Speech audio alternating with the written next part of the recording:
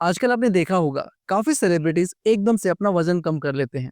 तो जब उनसे उनका सीक्रेट पूछा जाता है तो वो कहते हैं वो दिन में सिर्फ 2 बार खाना खाते हैं। हाल ही में करण जौहर ने भी काफी वजन कम किया है और एक पॉडकास्ट में उन्होंने बताया कि वो दिन में सिर्फ 1 बार खाना खाते हैं। अगर आपने मेरी पुरानी वीडियोस देखी हैं तो आपको पता होगा मैं अपनी हर वीडियो में बोलता हूँ कि आपको दिन में सिर्फ 2 बार खाना खाना चाहिए और अपने खाने के बीच में 7 से 8 घंटे का गैप जरूर देना चाहिए। अगर आप ऐसा करते हैं तो आपकी शुगर भी नॉर्मल होना स्टार्ट हो जाएगी और आपका वजन भी धीरे धीरे कम होना स्टार्ट हो जाएगा। आपको मैं अपना खुद का एक्सपीरियंस बताता हूँ। पिछले साल मुझे डायबिटीज डायग्नोज हुआ जो अब पूरी तरह से रिवर्स हो चुका है। मैंने अपनी इस डायबिटीज रिवर्सल जर्नी पर काफी वीडियोस बनाए हैं, आप चाहें तो उनको देख सकते हैं। और डायबिटीज को रिवर्स करने के अलावा मैंने कम से कम 20 किलो वजन भी कम किया है। आज हम इसी चीज को डिटेल में डिस्कस करेंगे। और उससे पहले अगर आप चैनल पर नए हैं तो चैनल को जरूर सब्सक्राइब करें ताकि फ्यूचर में आपको ऐसी वीडियोस मिलती रहें। अगर आप सिर्फ 2 बार खाना खाते हैं तो इसको इंटरमीडिएंट फास्टिंग भी बोला जाता है। इंटरमीडिएंट फास्टिंग का मतलब है कि खाने को एक लिमिटेड टाइम के अंदर खाया जाए। इंटरमीडिएंट फास्टिंग 2 तरीके से की जाती है। कुछ लोग 8 घंटे की विंडो में खाना खाते हैं और 16 घंटे की फास्टिंग करते हैं। मतलब अगर पहला मील आपने 10 बजे लिया है तो दूसरा मील आपको शाम को 6 बजे से पहले खत्म कर लेना है। इसके अलावा कुछ लोग 6 घंटे की विंडो में खाना खाते हैं और 18 घंटे की फास्टिंग करते हैं। मतलब अगर आपने पहला मील सुबह 10 बजे लिया है तो दूसरा मील शाम को 4 बजे से पहले खत्म करना है। अब सवाल ये आता है कि 2 बार खाना खाने से होता क्या है, इसके पीछे की साइंस क्या है। काफी लोगों को लगता है कि अगर 2 बार खाना खाएंगे तो खाना कम खाया जाएगा जिससे वजन अपने आप कम हो जाएगा, पर ऐसा बिल्कुल नहीं है। इंटरमीडिएंट फास्टिंग के अंदर आपको खाना सिर्फ 2 बार जरूर खाना है, पर खाने की क्वांटिटी पर कोई रोक टोक नहीं है। आप पेट भरकर कितना भी खाना खा सकते हैं और आपको खाने की कैलोरीज की भी बिल्कुल चिंता नहीं करनी है, उसको आपका शरीर खुद बैलेंस करेगा। आजकल लोग खाने की कैलोरीज की भी काफी चिंता करते हैं क्योंकि आपको बताया जाता है कि ज्यादा कैलोरीज खाने से वजन बढ़ जाता है, पर ऐसा बिल्कुल नहीं है। आपका वजन कैलोरीज पर नहीं, आपके हॉर्मोन्स पर डिपेंड करता है। और इसी में एक हार्मोन है इंसुलिन हार्मोन, जिसको फैट स्टोरिंग हार्मोन भी बोला जाता है। इसका मतलब यह है कि अगर आपकी बॉडी में इंसुलिन का लेवल ज्यादा है तो आपके बॉडी में फैट ज्यादा बनेगा और सबका वजन ज्यादा बढ़ेगा। और इससे कोई फर्क नहीं पड़ता आप कम कैलोरीज ले रहे हैं या ज्यादा कैलोरीज ले रहे हैं। इवन रिसर्च ये बताती है कि अगर आप कम कैलोरीज खाते हैं तो आपके शरीर में ज्यादा फैट बनता है और वजन भी ज्यादा बढ़ता है। और कैसे कम कैलोरीज से फैट ज्यादा बनता है इसको मैंने इस वीडियो में अच्छे से समझाया है। आप चाहें तो इस वीडियो को देख सकते हैं, इसका लिंक मैं डिस्क्रिप्शन में डाल दूंगा। अब ये इंसुलिन तभी निकलता है जब आप कुछ खाते हैं और इसको निकलना भी चाहिए। अगर ये नहीं निकलेगा तो आपके खून में शुगर हद से ज्यादा बढ़ जाएगी, क्योंकि इंसुलिन ही वो हार्मोन है जो आपके खून में शुगर को नॉर्मल रखता है। पर कहा जाता है अति हर चीज की बुरी होती है। अगर ये इंसुलिन हद से ज्यादा निकलने लगे तो शरीर में इसका असर होना बंद हो जाता है। इसको एक एग्जाम्पल से समझते हैं।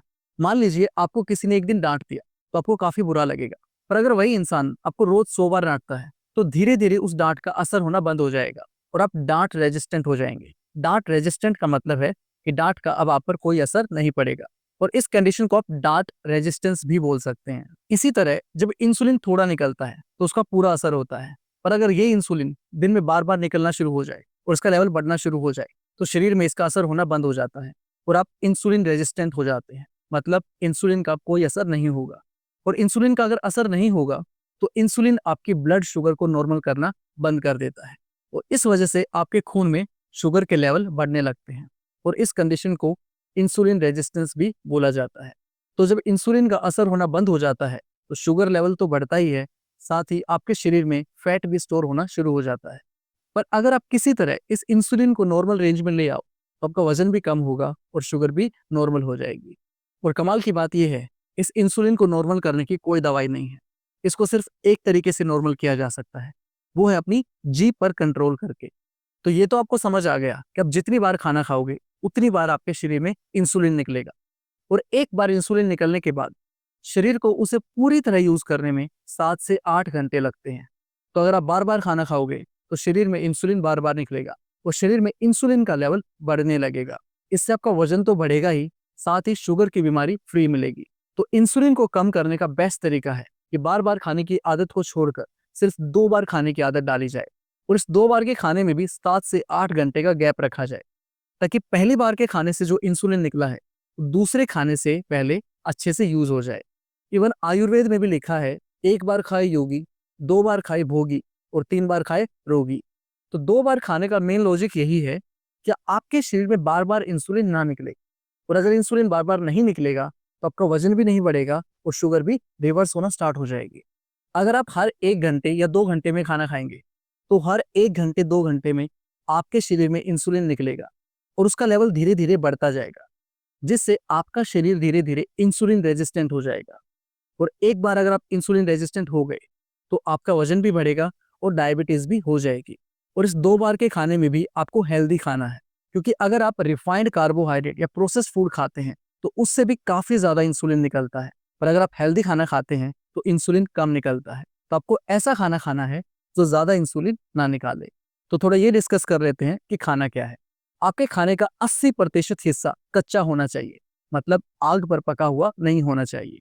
तो सबसे बेस्ट है कि आप पहले मील में सिर्फ फ्रूट्स खाइए, पेट भरकर खाइए। जो भी सीजनल फ्रूट आपको मिले, जो सस्ता हो और आपके आसपास आसानी से मिल जाए, वो फ्रूट आप ले सकते हैं। और दूसरे मील में आप पहले खूब सारा सलाद खाइए, फिर स्प्राउट्स खाइए, और तब भी अगर भूख बच जाए, तो जो भी खाना घर पे बना हो वो आप खा सकते हैं। और अगर इन 2 मील के बीच में आपको थोड़ी बहुत भूख लग जाए, तब ड्राई फ्रूट्स और नारियल ले सकते हैं। अब बात करते हैं क्या नहीं खाना है। आपको ऐसा कोई खाना नहीं खाना है जो आपको जानवरों से मिलता हो। दूध, दही, पनीर, मांस, अंडा, मछली कुछ भी नहीं खाना है। दूध आजकल हर घर में यूज़ होता है, तो इसे क्यों नहीं पीना चाहिए, इस पर भी मैंने एक वीडियो बनाया है, आप चाहें तो देख सकते हैं।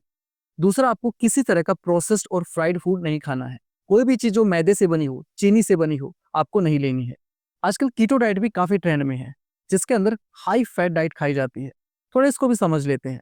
अब फैट खाने से इंसुलिन नहीं बढ़ता, और पूरी कीटो डाइट का कंसेप्ट यही है कि अगर आप हाई फैट डाइट लेंगे, तो इंसुलिन के लेवल नहीं बढ़ेंगे, और अगर इंसुलिन नहीं बढ़ेगा, तो आपका वज़न भी नहीं बढ़ेगा। अब ये लॉजिकली बिल्कुल सही लगता है, पर आपको ये समझना पड़ेगा कि आपके फैट को पचाने में लीवर का बहुत बड़ा रोल है। जब भी आप कोई फैट से बना खाना खाते हैं, तो लीवर बाइल प्रोड्यूस करता है, और ये बाइल फैट को छोटे-छोटे टुकड़ों में तोड़ देता है।